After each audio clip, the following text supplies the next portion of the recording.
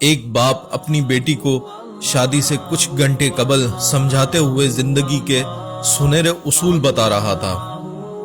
بیٹی، یہاں تم نے جو کھایا پیا، کبھی وہاں اس بات کا ذکر نہ کرنا کہ تم نے اپنے ماں باپ کے گھر اچھا کھایا اور یہاں تمہیں اچھا کھانے کو نہیں مل رہا۔ پیٹ میں جو چیز چلی جائے کچھ ہی گھنٹوں بعد اس کی لذت ختم ہو جاتی ہے اور یاد ہی نہیں رہتا کہ کب ہم نے کیا کھایا تھا۔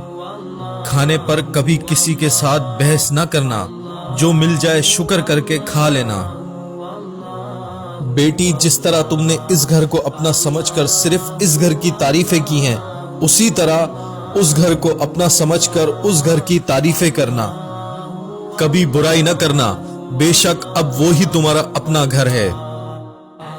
بیٹی، تم نے ماسٹر کیا ہے، مگر اپنی پڑھائی کا روب اپنے سسرال والوں پر مت استعمال کرنا۔ کبھی ان کو یہ نہ کہنا کہ میں آپ سے زیادہ جانتی ہوں، بے شک اپنے گھر کے معاملے میں وہ تم سے زیادہ جانتے ہیں، کیونکہ ہر گھر کے اپنے الگ اصول ہوتے ہیں۔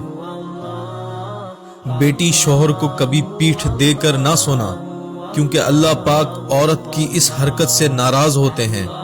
بیٹی، روٹھنا اس حد تک، وہ اگر ایک دفعہ منانے کی کوشش کرے تو مان جانا، اگر وہ 1,00,000 دفعہ بھی نہ مانے تو 1,00,001 دفعہ پھر منانے کی کوشش کرنا۔ کبھی شوہر سے ایسی ڈیمانڈ مت کرنا جو اس کی حیثیت سے بڑھ کر ہو۔ اس کی مجبوریوں کا احساس کرنا۔ جب تک سسرال والوں کے اصولوں کو سمجھ نہ جاؤ، تب تک اگر کسی چیز کو استعمال کرنا ہو ان سے پوچھ کر استعمال کرنا۔ اس گھر کے سبھی افراد کا خیال ایسے رکھنا جیسے اس گھر کے افراد کا خیال رکھتی تھی۔ میری یہ نصیحتیں اپنے دوپٹے سے باندھ لینا۔ شادی کے بعد نہ تو تمہارے سر سے دوپٹہ سرکنے پائے اور نہ ہی یہ نصیحتیں بھولنا۔ اللہ پاک ہر بیٹی کے نصیب اچھے کرے اور انہیں ایک ایسا ہمسفر عطا کرے جو ہمیشہ اس کا سایہ بن کر اس کی حفاظت کرے اور اس کی ہر خوشی غمی کا خیال رکھے، جو اس کے ماں باپ بہن بھائیوں کی کمی کو پورا کرے، جو اس کے دل کی بات بن کہے سمجھ لے۔